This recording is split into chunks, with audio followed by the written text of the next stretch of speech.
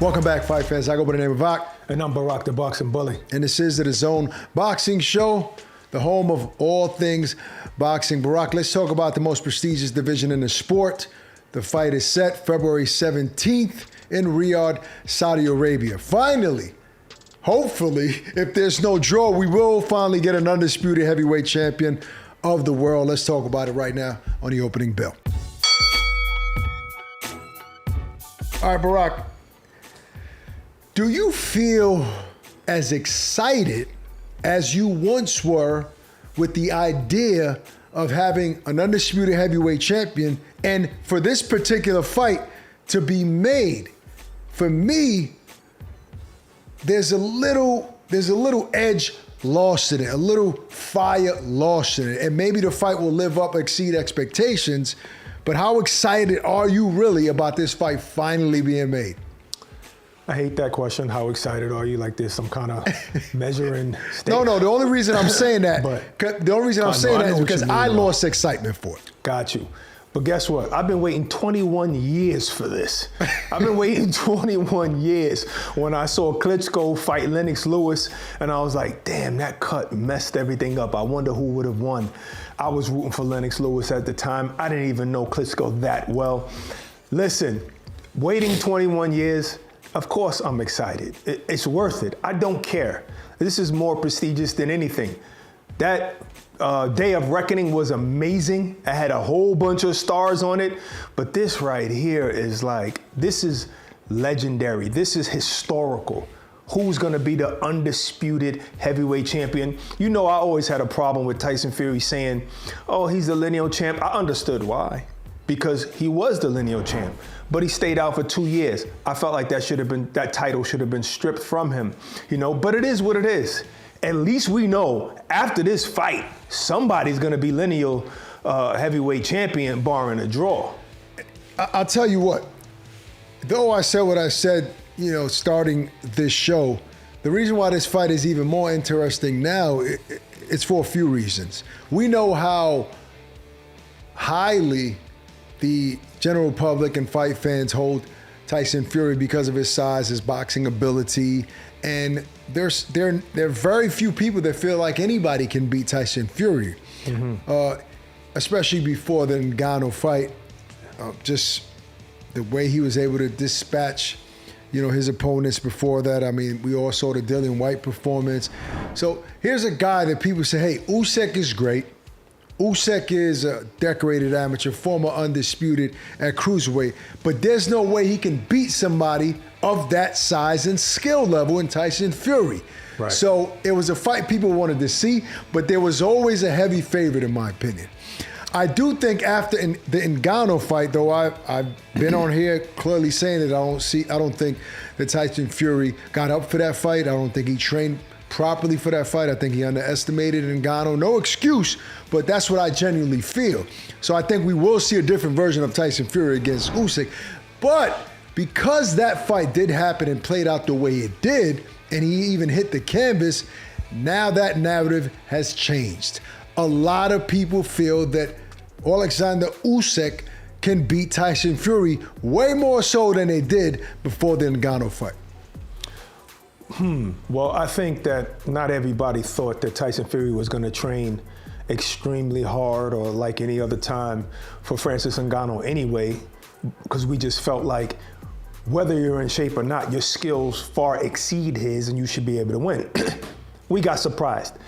But that doesn't deter me from thinking that Tyson Fury is still the best heavyweight in the world. And Francis Ngannou is 6'4", 250-something pounds. He's a big, strong guy. Maybe one of the hardest hitting heavyweights in the world. Maybe, So everybody talks about his power, especially in the MMA world. He always shows that his power is different when he fights. That's not Usyk. Usyk reminds me of a Lomachenko. He does tap, tap, tap, rip. He'll do a lot of arm punches. He'll do a lot of shots that are scoring shots, and he'll be fighting on the back foot a lot because he's fighting bigger guys in the heavyweight division, but he's not throwing a whole bunch of hard shots. So this is not Francis Ngannou. he's gonna present a different problem, like USS Cunningham presented years ago. The smaller fighter who actually can probably box a little better than you. That's the kind of challenge that he's gonna give Tyson Fury. I also think that if you think about this, Usyk has been fighting once a year since 2019. So this is the first time he's fighting 6 months later. Yeah. 6 months later. So how sharp is he gonna be? He's gonna be very sharp. But then we're talking about Tyson Fury here. When you think about Usyk's hardest fight, I think Usyk's hardest fight was against Derek Chisora. Yeah. Derek Chisora, if he had a little bit more wind, a little more stamina, he probably could have won that fight. He was hitting him low, hitting him on the thighs, staying in his face. Very, very awkward. He'll be throwing a straight right, then all of a sudden his right leg steps up and he's really throwing a jab. Yeah. Who can prepare for stuff like that? That's like McDonough fighting Floyd, the first fight. I think that both guys are in a similar position, and I'll explain why. Look, we have the Ngannou talk and the fact that that Tyson Fury tasted the canvas. It was a very close fight. Some felt that Ngannou won, not me. I felt like that Tyson Fury clearly won that fight. So there's that question mark there. Is Tyson Fury the same Tyson Fury? Has he made too much money? Is it out of him, the fight game, and he's just getting by? But if we look at the Usyk's last performance against Dubois, there's also that question mark there because people felt like that wasn't a spectacular performance and that it was arguably a clean shot that was called a low shot. Some people feel that Dubois should be the unified heavyweight champion of the world looking in that fight. And we even had referees say, hey, that technically, according to the rules, wasn't a low blow. Neither here nor there. It was, he was rewarded to fight Usyk. So I think both guys are in no similar positions, but I think that they both will get up for this fight. This is for the undisputed. Both guys are very confident.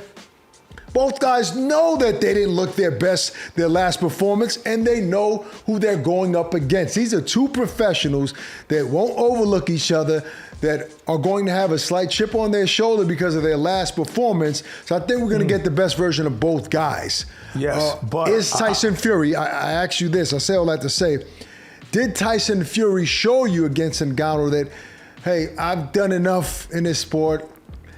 I don't know if I'm that eager anymore to prove to the world that I am the best? I mean, you said a lot there. You didn't even let me finish my point last time, and you brought up all of this stuff. I say Tyson is the Gypsy King. He doesn't care about money, so I'm gonna exclude that. Who cares about the money? I don't think he's ever showed that he talks the junk sometimes, saying, "Oh, I need this, I need that." No, I don't think it's money that motivates him. I think it's legacy. I think he's from the street. I think he has that mentality like, I just want to be the best. I want to beat the best, and I want to be the best. So I don't think that's an issue. I think that, what you said makes a whole lot of sense. They're both coming off not so great performances, but in reality, the Usyk's low blow, the Daniel Dubois low blow, that's arguable. I believe it wasn't, but it's still arguable. And guess what? He stopped Dubois after that. So he's actually coming off of a good performance. You know what I'm saying? And then with a little bit of argument, but a good performance. He stopped him, I think, at the 9th round. But there's still that question mark there. Yeah, but you're not fighting a Dubois. You're not fighting a Dubois. You're fighting a Tyson Fury, totally different fight. I think that the pressure is all on Tyson Fury because, one, you're the bigger guy who claims that you're one of the best heavyweights, if not the best of all time. You've been claiming that. Two, because of your last performance. But then again, he's not fighting a Francis Ngannou. And I was bringing up Derek Chisora to say that there's a way to make Usyk look bad.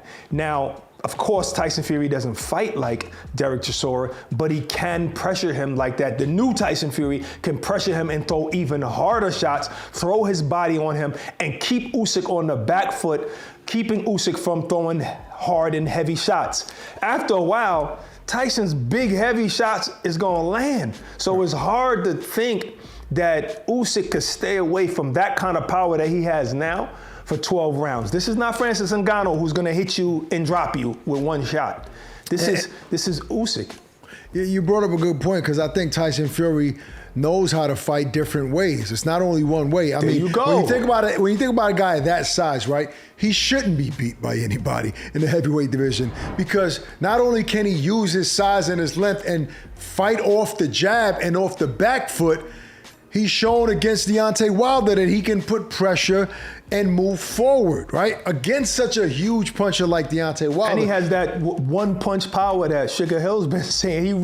They were saying that, and I was like, yeah, okay. But he really does. And as big as Tyson Fury is, he does have an inside game, even up close quarters. He knows 100%. How to sneak short uppercuts in and short hooks in there. He knows how to fight. He knows how to box. The question is, will he bring all that into a fight? Will all the stars line up and can he show that he's the most talented heavyweight in the world against a guy who's very crafty and very tricky as well? But I do think that Tyson Fury can do a little bit more than Usyk can in that ring in terms of tools in the shed, as we reference, as I'm thinking about referencing that against when Spence fought Crawford. People kept saying that Crawford brought more tools to the fight. He can do more things, and I think we're going to have a similar situation here. I mean, Tyson Fury could even fight from the southpaw stance sometimes. So I think 100%. That's. I wouldn't say he has more tools than Usyk. Usyk is a smaller guy. He can do a whole lot. His movement is even better.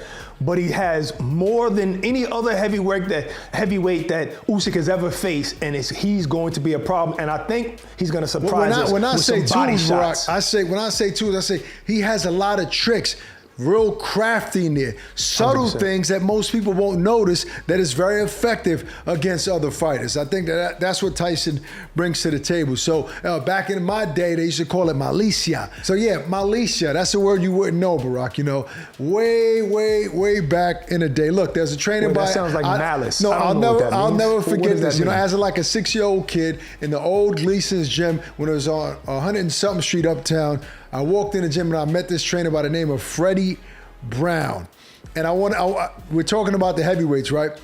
Go look at this fight between Rocky Marciano and Ezzard Charles. Right? Yes. Rocky Marciano got cut so bad that they were about to stop the fight.